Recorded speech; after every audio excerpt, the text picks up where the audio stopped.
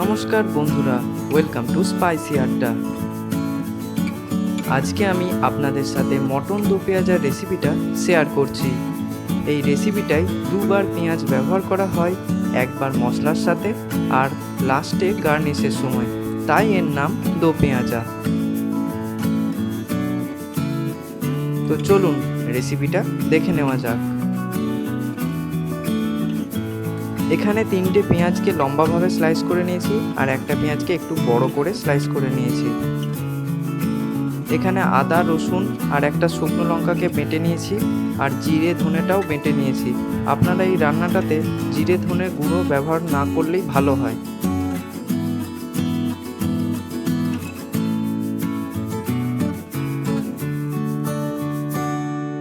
অর্ধেকটা টমেটোকে স্লাইস করে নিয়েছি। এখানে 800 গ্রাম মটন নিয়ে নিয়েছি।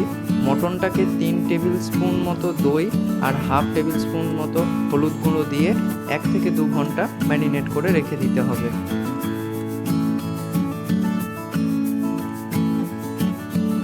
মশলাগুলোর মধ্যে যেগুলো লাগছে 10টা মতো লবঙ্গ, 5টা এলাচ, কিছুটা দারচিনি, 2টো শুকনো লঙ্কা আর 2টো তেজপাতা।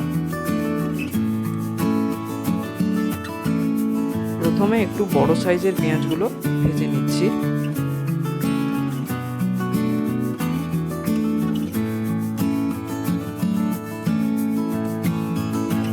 এগুলো হালকা ভেজে তুলে রাখতে হবে।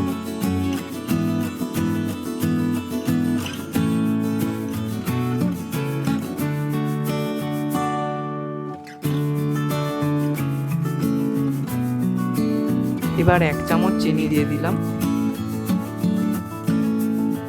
চিনিটা হালকা বাদামি হয়ে এলে লম্বাভাবে স্লাইস করা পেঁয়াজগুলো ভেজে নিতে হবে।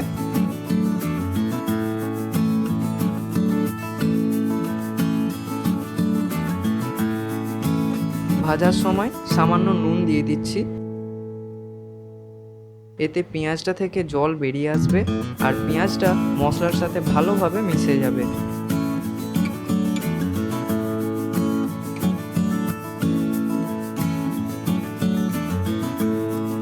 এখন দিয়ে দিলাম গোটা মশলাগুলো।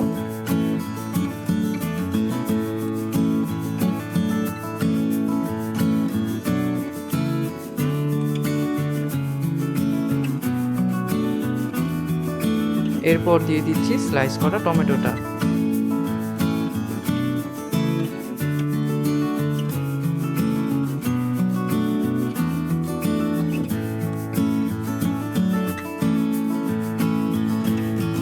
কিছুক্ষণ কষার পর এবার আদা রসুন বাটাটা দিয়ে দেবো।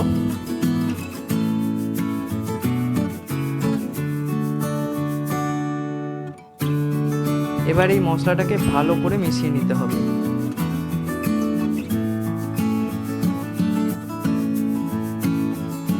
এরপর দিয়ে দিলাম ধনে জিরে বাটাটা।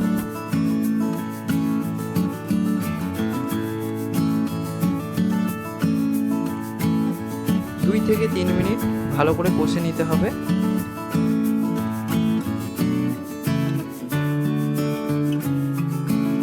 কষার পর মাংসটা দিয়ে দিচ্ছি।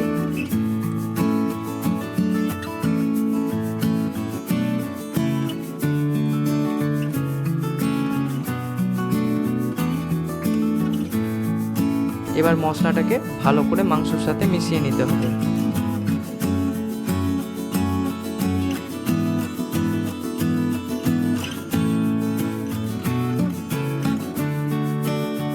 এবার স্বাদ মতো নুন দিয়ে দিলাম।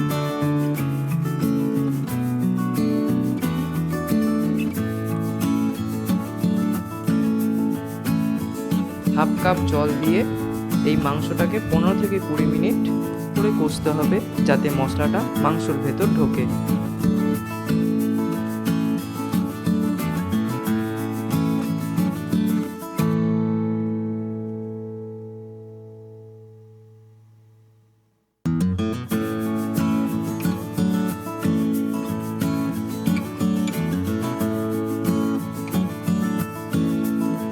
কষে নেওয়া মাংসটাকে কুকারের মধ্যে 2 কাপ জল দিয়ে 2 থেকে 3টে সিটি দিয়ে দিতে হবে। এতে মাংসটা ভালোভাবে সেদ্ধ হয়ে যাবে।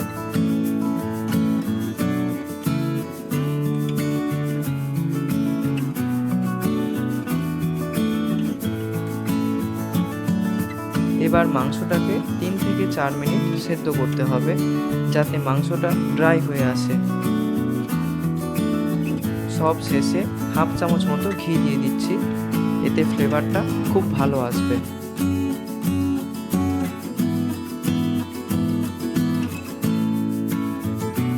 আমাদের মটন দো পেঁয়াজা রেসিপিটা একদম রেডি হয়ে গেছে।